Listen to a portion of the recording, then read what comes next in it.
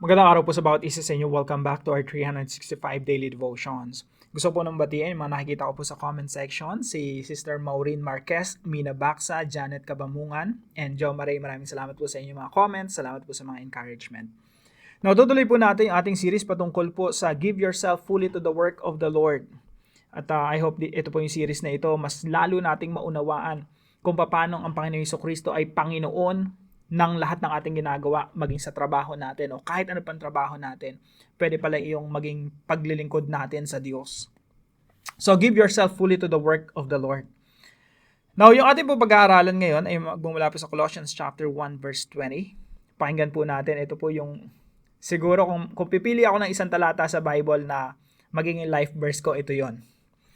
Sabi po rito, and through Him, through Jesus Christ, to reconcile to himself all things, whether things on earth or things in heaven, by making peace through His blood shed on the cross. At sa pamamagitan ng anak, niloob ng Diyos na ang lahat ng bagay, maging sa langit o sa lupa ay ipagkasundo sa Kanya. Nakamtan ang kapayapaan sa pamamagitan ng dugo ng Kanyang anak na inialay sa krus. Now, bigyan pansin po natin yung salitang all things. Sabi po rito, lahat ng bagay. Lahat ng bagay sa kalangitan, lahat ng bagay sa lupa, ipapanumbalik sa Diyos. So ano po yung tinutukoy po rito? Ito po yung unang ating katuruan ngayong umaga. Jesus restores Genesis chapter 1. Kaya po dito sa series na ito, nagsimula tayo sa Genesis chapter 1. Yung nilikha ng Diyos, lahat ng bagay perfect, mabuti. At lahat po ng ginagawa ng tao roon sa Genesis chapter 1, kung hindi sila nagkasala, no? Lahat yun glorifying sa Panginoon.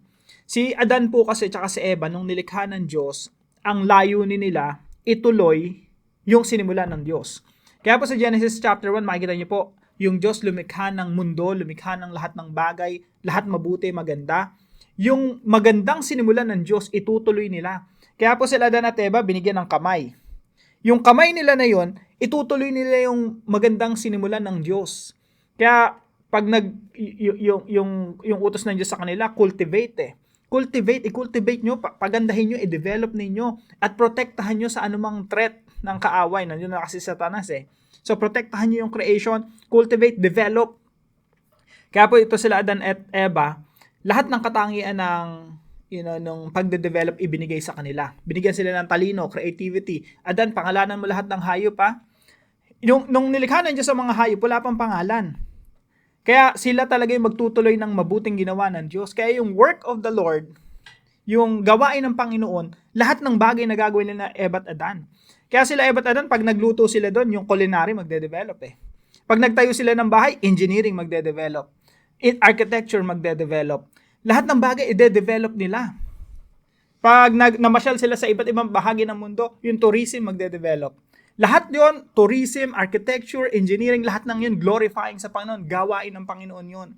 Kaya yung vision ng Diyos sa Genesis chapter 1, yung buong mundo, magiging sanctuaryo, place of worship, sasambahin ng tao ang Diyos sa lahat ng kanilang mga ginagawa. Hindi lang po sa pagkanta, hindi lang Sunday ang worship nila. Araw-araw, sasambahin nila ang Diyos sa lahat ng kanyang ginagawa. Now, si Jesus Christ po, bagamat ang tao na nahulog sa pagkakasala, si Jesus Christ, i-restore yung Genesis chapter 1. Kaya sabi rito sa mga talatang ito, and through Jesus Christ, to reconcile to Himself all things. Ibabalik sa Diyos Ama lahat. Yung Genesis chapter 1, i-restore. At sabi po rito, all things, whether things on earth or things in heaven. Bakit? Ano ba ang problema sa langit? Ang problema sa langit, doon naganap ang unang kasalanan eh. Doon nagrebelde si Satanas eh. I-restore din ng Diyos yon. I-restore lahat ng kasamaan dito sa mundo. Tatanggalin lahat yon at papalitan ng panibago. I-restore, aayusin, i-repair ng Diyos yung buong mundo. So, Jesus restores Genesis chapter 1. Sa makatuwid mga kapatid, pati yung ating mga trabaho, yung mga ginagawa natin araw-araw pagpapalaki ng anak, mare-restore din. Lahat din magiging glorifying sa Panginoon. At yung pagsamba natin, yun yung araw-araw na gagawin natin. Paggising mo ng umaga, nagsisimula ka ng sumamba, parang nasa Genesis chapter 1 ka.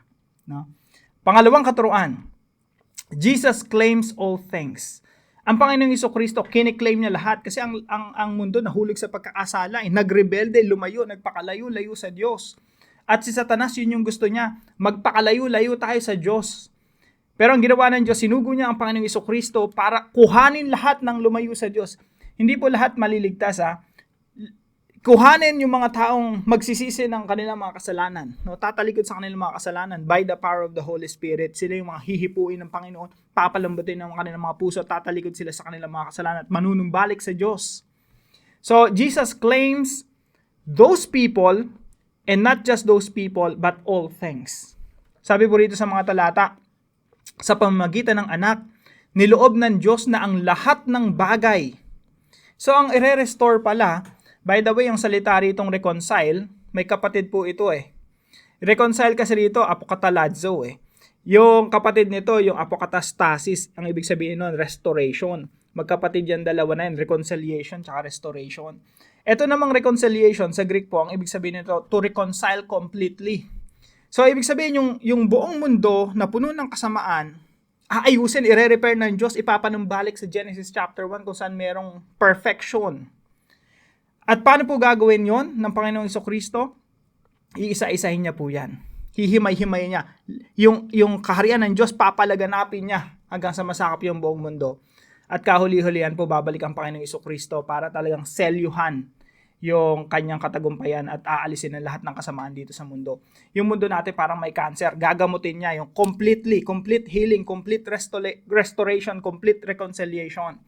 Now, Jesus claims all things.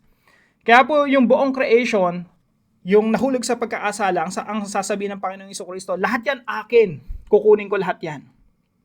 Kaya po sabi ni Abraham Kuyper, sa Abraham Kuyper po ay politician na theologian, na pastor. Sabi niya, there's not a square inch in the whole domain of our human existence over which Christ who is sovereign over all does not cry, mine. Sa madaling salita, pag tinitingnan ng Diyos ang lahat ng creation, pag tinitingnan ng Panginoong Jesucristo, lahat ng parte ng ating buhay, sasabihin ng Panginoong Jesucristo, akin yan. Pati ba finances natin, pati kaperahan natin, sasabihin ni Jesus, yes, akin yan. Pati mga anak natin, akin yan, sasabihin ni Jesus Christ. Kaya lahat ng mga ginagawa natin dapat bilang pagsamba sa Diyos. Kasi lahat ng meron tayo sa Panginoon. Yung mga anak natin sa Panginoon, palakihin natin na nagbibigay ng kaluwalhatian sa Panginoon. Pera natin, gastusin natin in such a way that God is being glorified. Trabaho natin. Pag pumasok ka sa trabaho, ang boss mo si Jesus Christ. Kasi ang sabi ng Panginoon, everything is mine. All things. Lahat ng bagay, akin. So Jesus Christ claims all things. Now, gusto ko ibaling natin yung attention natin dito. Ito po tayo. Meron tayong personal life, meron tayong family life, meron tayong church life, parte tayo ng isang bansa, meron tayong trabaho, yung bansa natin, parte ng mundo. Tayo po mga Kristiyano, ang sigaw natin, Jesus is Lord of all. Walang teritoryo dito sa mundo na hindi pagmamayari ng Panginoong Jesucristo. Kaya tayo yung mga sugo ng Panginoong Jesucristo para angkinin lahat ng bagay sa mundo at ibigay sa Panginoon, i-offer sa Panginoon. Tayo po merong mga trabaho, yung trabaho natin, inaalay natin sa Panginoon yan Yung pamilya natin, inaalay natin sa Panginoon. Bakit? Teritoryo yan ng Diyos Yung asawa mo, sa Panginoon yan Kaya pag kinausap mo, huwag mong sigawan kahit galit na galit ka na. Sa Panginoon yung asawa mo Mga anak mo, sa Panginoon yan. Itong bansa natin, sa Panginoon yan. Kaya dapat ini-impluwensya natin yung bansa natin in such a way that God is being glorified in our country. Again, sabi ng Panginoong Jesucristo sa kanyang mga alagad, humayo kayo, lahat ng mga bansa, gawin yung mga alagad ko. Pati ang Pilipinas, kiniklaim ni Jesus Christ, akin yung Pilipinas, baguhin niyo yan. Magpakadami kayo, punuin niyo yung Pilipinas ng mga mananampalataya at baguhin niyo yung Pilipinas, akin yung Pilipinas. Ganyan po ang mentality ng Panginoong Jesucristo. At yun po ang sigaw ng mga Kristiyano. Jesus is Lord of all. King Jesus claims all territories. Walang teritoryo dito sa mundo na hindi inaangkin ng ating Panginoong Jesucristo sapagkat sa Kanya ang lahat. Sabi dun sa talatang inaaral natin, ang purpose ng pagdating ng Panginoong Jesucristo is to reconcile all things back to God. Ipanumbalik ang lahat ng bagay at ibalik sa Diyos. So, pangatlo po, Jesus fights the battle on all fronts. Ang Panginoong Jesucristo nakikipagdigma sa lahat ng area ng buhay natin. Kaya po, ang lagi kong sinasabi, no, ang Panginoong Jesucristo ang sentro ng ating buhay, sentro ng ating pamilya, sentro ng ating trabaho, sentro ng ating bansa, ng ating church, ng ating iglesia, ng ating mga fellowships, sentro ng mundo. At darating ang panahon, lahat ng ito, fully, completely, masasakop ng kaharian ng Diyos. Jesus fights the battle on all fronts at ikaw, kapatid, nire-represent mo si Jesus sa trabaho mo. Naglilingkod ka kay Jesus, you're serving the Lord Jesus Christ in your work. Kaya kung ganito po yung perspective natin, we can give ourselves fully to the work of the Lord. Kasi ang paglilingkod sa Panginoon, hindi lang sa church, pati sa trabaho, pati sa bahay, pati sa mga eskwelahan, pati sa pagpasok mo sa opisina mo, sa gobyerno. So application po natin, number 1, seek to understand the claims of Jesus. Meron lang po ang 15 minutes rito, pero kaya po inihikayat ko ang lahat ng unawain nating mabuti ano yung claim ng ating Panginoon. He is the King of Kings and Lord of Lords. At siya sinasabi niya, akin lahat ng bagay dito sa mundo. Kaya dito sa talatang inaaral natin sa Colossians chapter 1 verse 20, yung verse 15 dito, sabi rito, si Jesus Christ is the firstborn of all creation. Tingnan po natin sa verse 15. The Son is the image of the invisible God, the firstborn over all creation. Ano pong ibig sabihin nun? Ang Panginoong Jesucristo, dahil siya ang firstborn, siya ang may authority sa lahat, siya ang tagapagmana ng lahat. That's the context, that's the meaning of that. Si Jesus ang magmamana ng lahat ng buong nilikha. He is the firstborn of all creation. Kaya yung claim ng Panginoong Jesucristo, lahat ng bagay, ipapanumbalik niya sa original, sa Genesis chapter 1, kung saan siya ang naghahari. Pangalawa po, share the gospel of reconciliation. Ipang-aral natin ang ebanghelyo na kapag shinera natin ang mga mahal natin sa buhay, sila rin maipapanumbalik yung relasyon ng Diyos at ng tao. Sila rin maibabalik sa relasyon nila sa Diyos. Kaya po, when we share the gospel of reconciliation, ang ginagawa natin, hindi kahit natin yung mga tao sa paligid natin na maging mga anak ng Diyos, na manumbalik sa Diyos, na magsisi sa kanilang mga kasalanan, tumalikod sa kanilang mga masamang gawa, at lumuhod sa Panginoong Jesucristo at sumambat, maglingkod sa Kanya. Let's share the gospel of reconciliation. Pangatlo po, submit all things under the lordship of Jesus. Tayo po bilang mga Kristiyano, tagasunod ng ating Panginoong Jesucristo, pinapasakop po natin lahat ng bagay sa ilalim ng pagkapanginoon ng ating Panginoong Jesucristo. Kagaya po sinasabi ng talatang ito, and through Jesus Christ to reconcile all things back to God, all things in heaven and all things on earth. Kaya po tayo mga tao, bilang tagasunod ng Panginoong Jesucristo, ganun din ang ginagawa natin, pinapasakop natin lahat ng bagay, lahat ng mga ginagawa natin, lahat ng mga activities natin sa ilalim ng pagkapanginoon ng ating Panginoong Jesucristo. Pagpasok mo sa trabaho, kung ano man trabaho mo, technician ka man, electrician, or tubero, or politician, or lawyer, or janitor, or policeman, or nurse, OFW, kung ano man ang ginagawa natin, lahat ng yun pinapasakop natin. Sinasabi natin, Lord, ikaw ang Panginoon ng aking trabaho, gagawin ko itong trabaho na to bilang pagsamba, iaalay ko, I will do my best sa trabaho nito, iaalay ko to sa inyo. Bakit? Jesus Christ is the Lord of all.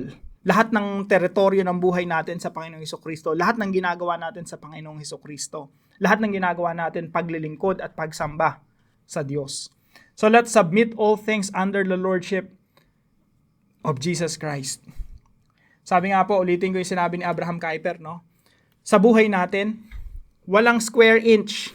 Ganito lang kalit yung square inch. Sa lahat ng activities natin, sa lahat ng experience natin, sa lahat ng ginagawa natin, walang square inch dyan na hindi sinasabi ng Panginoong Jesucristo na akin. Kaya dapat lahat ng ginagawa natin, lahat ng meron tayo, ang mentality natin sa Panginoon ito at gagawin ko to ng tama. I will do my best because this is my act of worship. So submit all things under the lordship of Jesus Christ.